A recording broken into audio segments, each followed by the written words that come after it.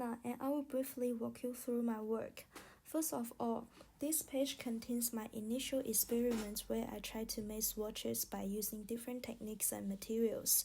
For this project, I want to continue exploring delicate designs that embrace sophisticated details and techniques. The goal is to further develop my skills and knowledge to produce high-end garments in the future. The use of the techniques such as burning, beading, fabric reconstruction, manipulation, and use of elastic to create texture was inspired mainly by famous fashion houses. Then I incorporate my own ideas and elements, such as use of dry flower into those techniques.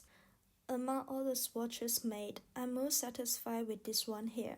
The white pures and the dark green color work well in terms of creating a very subtle luxury. The pleat brings out the texture, which are the small details I want it to achieve in the first place.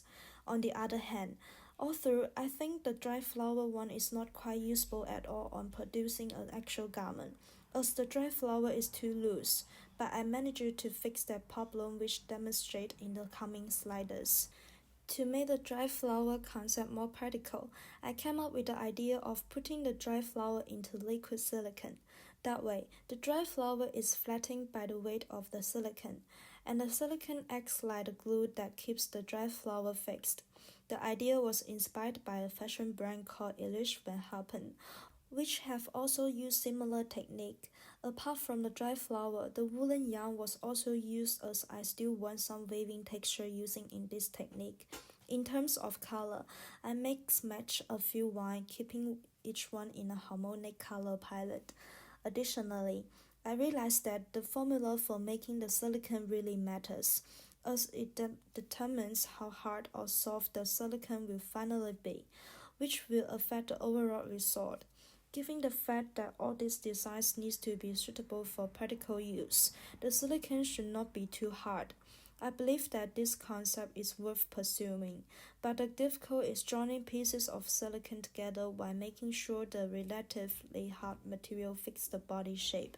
I have already have good results with sewing them together with thread, but I will continue looking for a new and perfectly better way to approach this. This page represents the results of marbling painting. I heard about this technique first in a video, in which a designer was applying this effort to sneakers. I figured that the same could be done on fabrics. So I learned how to produce the marbling painting and create the result as you can see here.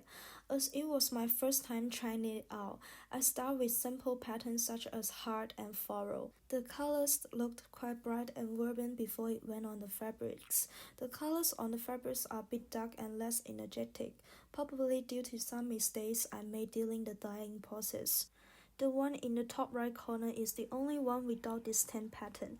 The random mix of colors and lines have created a quite interesting overall result, which in my opinion, is very suitable to cover a large area on a garment. In terms of the ones with the distinctive patterns, my idea is to cut the patterns into individual pieces and attach them individually on certain parts of garment as decorative element. A piece of Chanel couture has something very similar where individual pieces of marbling painting flower are harmoniously placed on a long dress.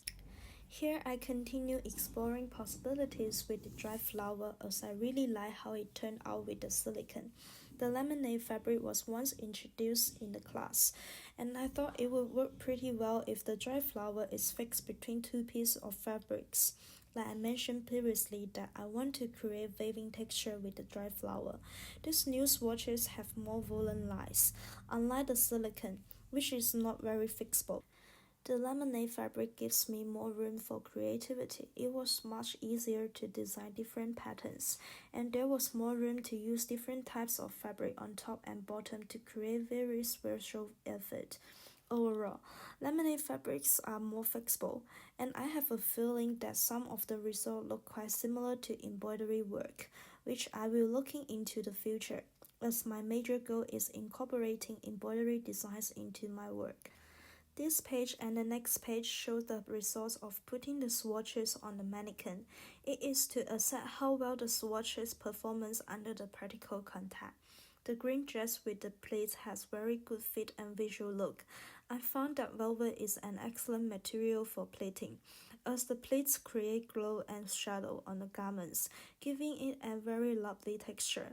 On the bottom, the dry flower fabrics are used. The blue one does not work that well in my opinion because the fabric is not translucent enough to show the details underneath. In this page, you can see the silicone material is used to create a skirt, and the marbly painting is used to create a top. The overall looking is good, but the question is how in general. I want to stick with my design direction of woman wear, a young and feminine style. Thank you for watching.